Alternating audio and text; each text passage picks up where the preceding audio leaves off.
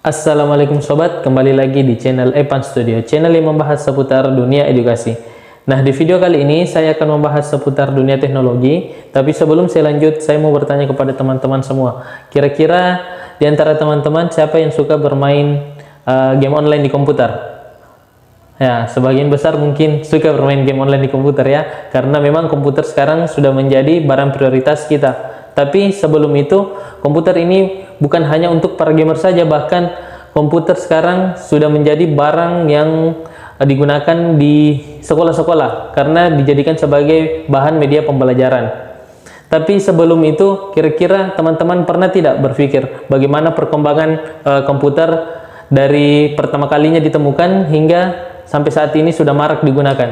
Nah, di video kali ini saya akan mengulas secara singkat bagaimana perkembangan komputer dari awalnya ditemukan hingga berkembang sangat pesat sampai saat ini. Jadi jangan di skip video ini, stay tune terus di channel ini, dan jangan lupa di like dan subscribe agar channel ini mudah memberikan video-video edukasi bermanfaat lainnya. Bagaimana ulasannya? Yuk kita simak. Di tengah pesatnya perkembangan teknologi saat ini, rasanya sangat aneh bukan jika menemui seseorang yang masih awam atau bahkan tidak pernah menggunakan komputer. Bagaimana tidak, komputer sudah mengisi seluruh kehidupan kita, mulai dari digunakannya untuk bekerja, belajar, sampai bermain game. Sejarah perkembangan komputer dari awal hingga sekarang setidaknya telah melalui 5 generasi yang membuat teknologi komputer ini semakin maju. Pesatnya teknologi informasi dan komunikasi saat ini tidak lepas dari penemuan komputer yang membuat perubahan besar dalam peradaban manusia. Banyak hal yang dulunya jika dikerjakan secara manual agak merepotkan, kini dengan mudah dilakukan melalui perangkat komputer. Bahkan beragam pula pekerjaan yang bisa dikerjakan secara otomatis menggunakan alat ini. Perbedaan komputer sekarang ini juga sudah lebih canggih, dilengkapi beberapa fitur yang dapat kita manfaatkan dalam kehidupan sehari-hari. Beda pada saat pertama kali ditemukan. Sebelum menjadi secanggih ini, cikal bakal komputer hanyalah sebuah mesin hitung sederhana. Komputer dahulu hanya mesin hitung untuk menghitung tabel angka. Seiring dengan berjalannya waktu, komputer mengalami perkembangan dan dilengkapi dengan berbagai fitur yang canggih dan bermanfaat untuk mempermudah kegiatan manusia. Baik, definisi komputer sendiri ialah sekumpulan alat elektronik yang saling bekerja sama untuk menerima data, mengolah data, dan menampilkan data untuk usernya. Dan komputer sendiri pertama kali ditemukan oleh seorang ilmuwan matematikawan asal Inggris yang bernama Charles Babbage di tahun 1822. Jadi, fitur dan bentuk komputer yang saat ini kita gunakan tentunya sangat jauh berbeda pada komputer zaman dahulu. Perkembangan komputer pada saat memasuki pasar pertama kali hingga saat ini terbagi menjadi 5 generasi. Dan di tiap generasi memiliki inovasi serta terobosan yang memungkinkan komputer dapat berkembang dengan pesat. Bagaimana ulasannya? Yuk kita lanjut. Perangkat komputer yang pertama ternyata dikembangkan untuk desain pesawat dan peluru kendali. Komputer generasi pertama ini digagas oleh Konrad Zuse, seorang insinyur asal Jerman. Komputer ini menggunakan tabung hampa udara sebagai sirkuit dan drum magnetik untuk memori. Komputer generasi pertama ini sangat mahal dan besar.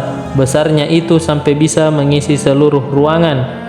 Komputer elektronik pertama di dunia yang mempunyai bobot 30 ton, panjang 30 meter, dan tinggi 2,4 meter. Ketika diciptakannya transistor pada masa ini, mengubah wajah komputer generasi pertama. Transistor menggantikan tabung hampa dan memulai perkembangan komputer generasi kedua.